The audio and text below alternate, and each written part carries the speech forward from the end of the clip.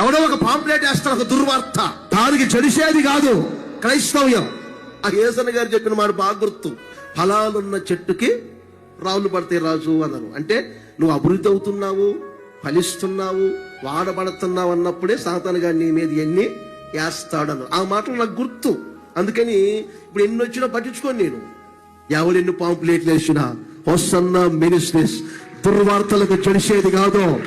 ప్రజల హృదయాల కర్రగ చేయాలని, నాయకుల హృదయాల కర్రగ చేయాలని, సేవకుల హృదయాల కర్రగ చేయాలని, ఏ కోణంలో ఏం చేస్తే ఏమంటే గుడారుల పండక్కో, ఏమంటే బలహీనైపోతారో, హృదయాలు కరిగిపోతాయో, జడిసిపోతారో అని చెబితే ఇది జడిసే సంస్థ కాదు, ఇది జడిసే సేవకులు కాదు.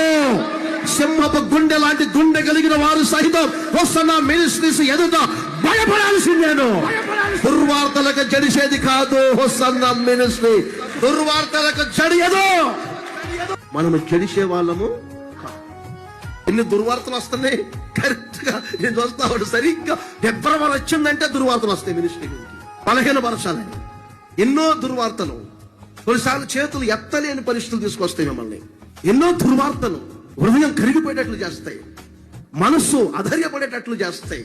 ఎందుకో ప్రభు చెప్తున్నారు, ఇప్పటి వరకు మీరు కొన్ని దుర్వార్తలు విని అధైర్యపడి ఉన్నారో.